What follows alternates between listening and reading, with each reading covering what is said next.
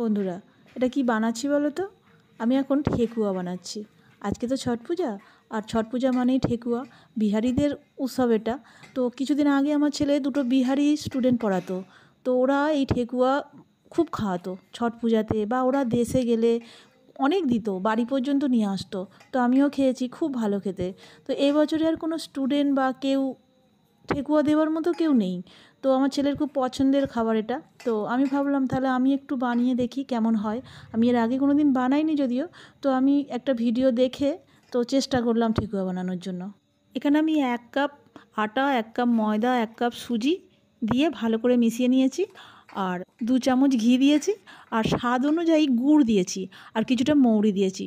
আমরা একটু কম মিষ্টি খাই, তাই আমি সেই রকম অনুযায়ী মিষ্টি দিয়েছি। যারা যেমন মিষ্টি খায় মিষ্টিটা সেই রকম দেবে। দিয়ে এটা একটু একটু করে জল দিয়ে এটাকে বেশ শক্ত করে মাখতে হবে।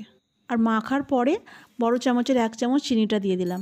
চিনিটা লাস্টে এই কারণে দিলাম যাতে না গলে যায়। চিনিটা যখন খাবার সময় মুখে পড়বে তখন খুব ভালো লাগবে, সেই জন্য একদম শেষে চিনিটা দিলাম। আর এইভাবে ছোটো ছোটো করে কেটে নিয়ে আকার দিয়ে দিচ্ছি ঠেকুয়ার মতো। আসলে ঠেকুয়ার কোনো আকার হয় না, যে যেভাবে বানাবে, ছাঁচ থাকলে ছাঁচে ফেলে, বা লম্বা গোল যার যেমন পছন্দ। তো আমার কাছে কোনো ছাঁচ নেই, কারণ এটা আমি কোনো দিনই বানাইনি। তো সেই জন্য আমি এরকম গোল গোল করে আর চামচ দিয়ে এইভাবে কেটে কেটে একটু ডিজাইন করে দিয়েছি। তবে ডিজাইন না করলেও হবে, কিন্তু তবুও একটু দেখতে ভালো লাগবে, তাই এইভাবে চামচ দিয়ে কেটে কেটে একটু ডিজাইন করে দিলাম। খুব বেশি আমি বানাইনি, যেহেতু প্রথমবার বানাচ্ছি। তো যদি ভালো হয়, ঠিকঠাক হয়, আবারও বানাবো বেশি করে। সব কটা রেডি করে নিয়েছি।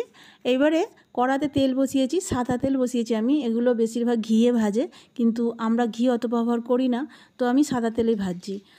তেলটা যে খুব যে গরম করেছি তা নয়, একটু মোটামুটি গরম করে এইভাবে একটা একটা করে দিয়ে দিচ্ছি। আর এটা বেশি জোর দিয়ে, যদি গ্যাসটা জোর দিয়ে যদি ভাজি, তাহলে এটা ওপরটা চুঙে যাবে, ভেতরটা হবে না। সেই জন্য এটা গ্যাসটা একদম কমিয়ে দিয়েছি। দিয়ে এটা অনেকটা সময় লাগবে এগুলোকে এপিট ওপিট করে লাল লাল করে ভাজতে। এভাবে একটু একটু করে উল্টে পাল্টে দিয়ে অনেকক্ষণ ধরে ভাজতে হবে। বেশিক্ষণ একদিকে রাখলে চুঙে যাবে, তাই বারবার উল্টে উল্টে দিচ্ছি। দিয়ে একদম লাল লাল করে ভেজে নেব। প্রথমবার বানাচ্ছি তো ভাবছিলাম কি জানি কেমন হবে, ভালো হবে কি না। তবে সত্যি বলছি, ভালো হয়েছে, সুন্দর হয়েছে। আমি এতটা সুন্দর হবে ভাবিনি। একদম শক্ত যেমন হয় সেরকমই হয়েছে, দারুণ খেতে হয়েছে। তবে এটা অনেক রকমভাবে বানাই, এর রেসিপিটা আমি দেখলাম অনেক রকমের হয়।